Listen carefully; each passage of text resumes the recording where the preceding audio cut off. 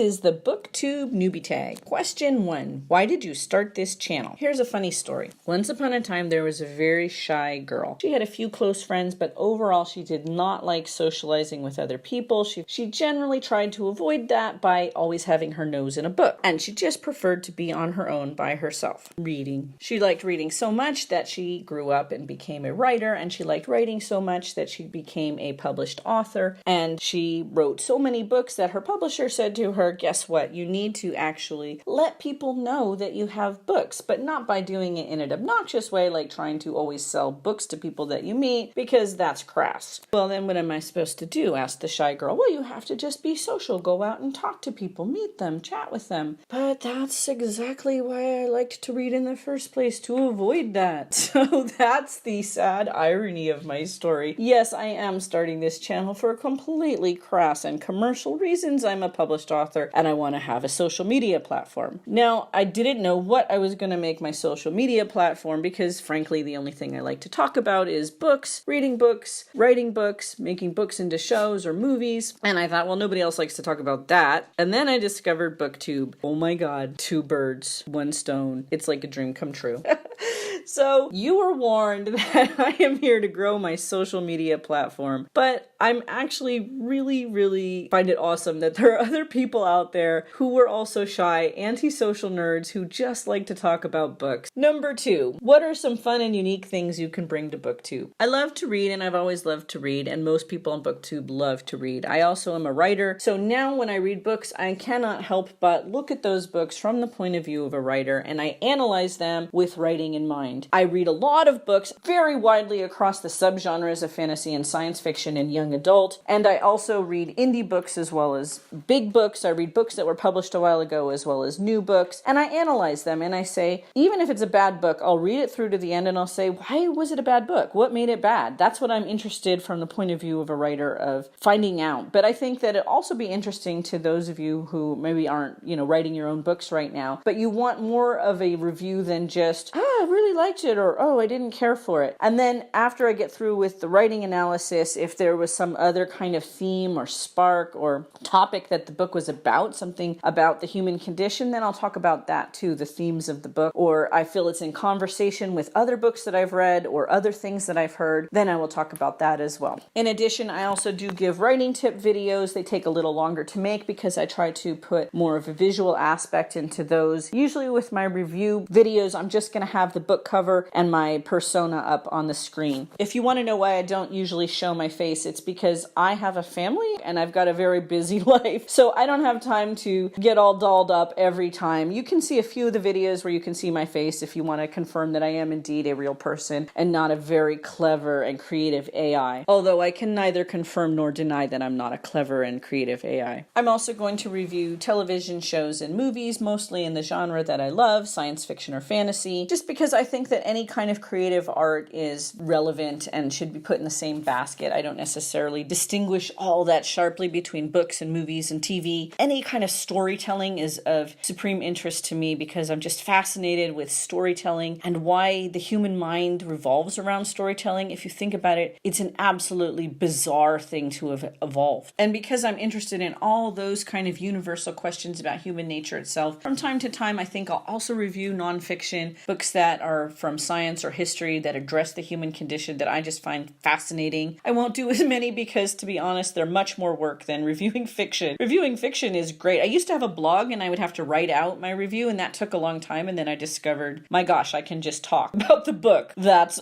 awesome. And that's another reason I'm here on Booktube, because that's just so cool. All right, on to question 4. Why do you love to read? Reading is actually plan B for me. I have this urge when I'm walking down the street and I see a stranger, somebody riding in a pickup truck with a whole bunch of shopping carts in the back, or somebody with her arm around her boyfriend wearing ballet slippers, or a person who is wearing a homeless guy and he's wearing only one shoe and he has a hole in his sweater and he's talking, having a very very strong conversation with somebody that I can't see. And when I see a stranger, I have this overwhelming urge to extend a tentacle from outside of my head, attach it to their head, suck up their mind through my proboscis, and inhabit their internal experience from childhood until now, to learn what it is to be that person, to find out how they are different than me, how they think, how they see the world, who they're talking to when they seem to be talking to the sky, who they love and why, what they've done with their life, what skills they have that I couldn't even imagine having, their entire life experience. I just want to suck it into my own brain and experience it from the inside out. And I have not yet figured out how to do that. The gene splicing experiments are still in progress. So until then, I just, read. Because it's the closest I can come to that. Number 5. What book or series got you into reading? Well, I was a dyslexic child, so I could not read even baby books until I was in 2nd grade. My teachers thought I must be either A, an idiot, or B, lazy, because I couldn't read, I couldn't spell, I couldn't write letters correctly. They all came out in some sort of strange cuneiform that nobody could decipher, and that apparently some teachers thought I was deliberately trying to craft my own alphabet rather than communicate through English poorly, which may have been true. I don't actually remember for sure, because I have actually tried to create my own alphabets, but that's neither here nor there. The point is, my grandmother came to visit us, and she read to me every day from The Secret Garden and then The Little Princess. And she was so slow that I wanted to race ahead because I had to find out the ending of the book. And so by the time she left from her visit, which I think was just 2 weeks, I suddenly was able to read, and I just started reading novels. I just skipped the whole baby book thing and went straight into novels. What I found out since is that I learned to read in a really weird way. I don't know if this is something that is common for people with dyslexia, or it's just another way that I am a strange freak of nature.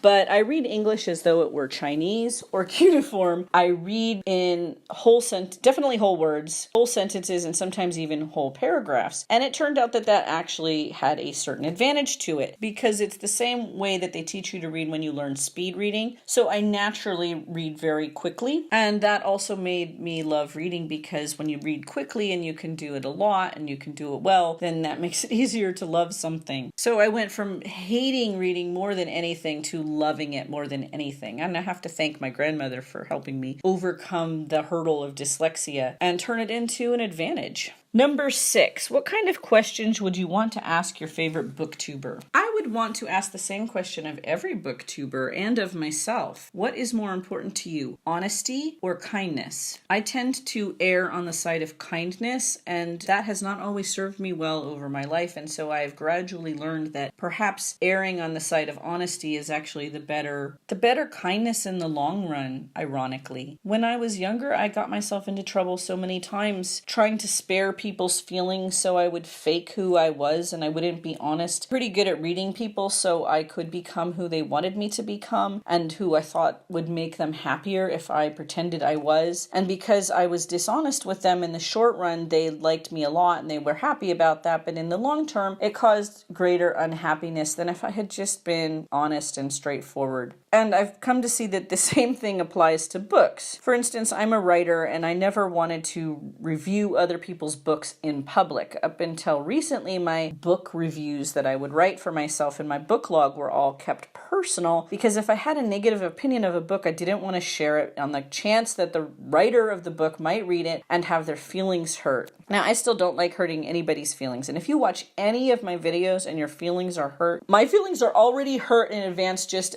on the possibility that your feelings are hurt. I already feel bad about it. But what I've discovered is that honesty is so much more important, that you can't really be kind or compassionate to somebody unless you are also honest with them. You can't really be true to somebody and allow them to be true with you unless you are also truly yourself. And there's also the commercial aspect of all of this, which is that any publicity is better than no publicity. So you don't do authors, for instance, authors of books that you don't like, you don't do them any favors by not reviewing their books, even if you have something negative to say. Just put your opinion out there. If somebody else doesn't agree with you, they may find your negative review actually an endorsement for a book. So I will put out negative reviews if that's how I feel about it. I always try to look on the most optimistic side. I always try to be as kind as I can, and I always try to look for the positive because I think that's more useful. But if I find something lacking in a book, I'm gonna just go out and say it. And this is a struggle that I have with myself, but I do think that in the long term, it's actually more helpful for people, and it's important for our society as a whole. This is also why I support free speech, just as a general principle of interaction between human beings. It's not just a legal thing that we have to worry about our government censoring us. If we censor ourselves with each other, we are being less than honest with each other, and we are doing each other a disservice. So free speech begins at the social level. It begins between friends. It begins in the community. I think that is so critical and so important, and it's not something I'm very good at doing myself, but I'm going to try to live it.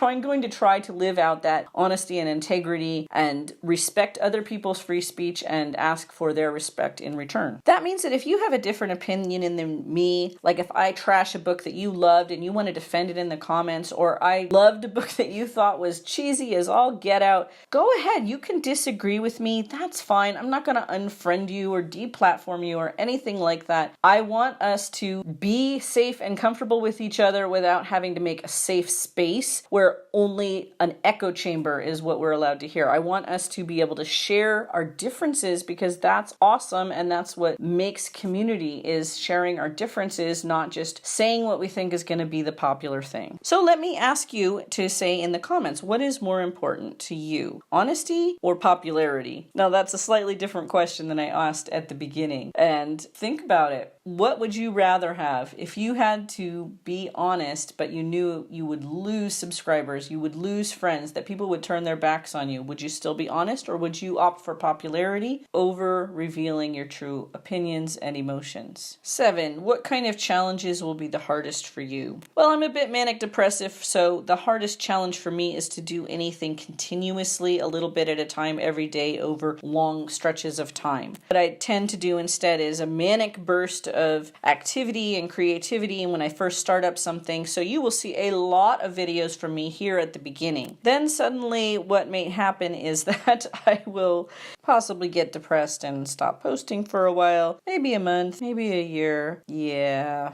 And then I'll get happy and start posting again. And I'll be back with more content and more videos all of a sudden in a new burst of activity. And I absolutely know for certain that that is not a good way to grow a channel. It's a terrible way to grow a channel. But it is something that, unfortunately, after years of self-observation, I have noticed is a pattern with me. So the biggest challenge for me will be trying to be consistent, put up content over a long period of time every day. But I am going to go ahead and put up as much content as I can while I have that burst of energy, because at least the content will be there, and there may be a hiatus in between bursts of content production, and that may just be how I run this channel. On the bright side, if I follow you and you also have a similar pattern, you suddenly say you're in school and you stop producing content during the entire time you're in studying for a semester, and then you go on vacation, you put up, 100 videos in the week that you're on vacation, or even 7. I'm fine with that. I'm happy to still follow you because, man, people who live in glass houses shouldn't throw stones. So 8, when did you start reading? Well, I already answered that. So 9, where do you read? Anywhere I can. 10, what kind of books do you like to read? Well, I think I've already answered that as well. Mostly science fiction and fantasy, young adult, romance, hard science fiction, soft science fiction, epic fantasy, young adult fantasy, romantic fantasy, and all variations of that. Number 3, what are you most excited for? What I'm most excited for is that my channel brings me to the attention of aliens from a vastly superior civilization on the other side of the galaxy, that they open a portal directly into my home office and tell me, Tara, because of your unique skill set, you are the only one who can save the galaxy. Come with us now. Then they lead me through the portal onto a spaceship where I have all sorts of awesome adventures and save the galaxy. So if I do disappear from my channel, then you will know I saved the galaxy, and you all owe your lives to me. You're welcome. Yeah, you're welcome. I was glad to do it. You would have done the same for me. So, all right, Tara out.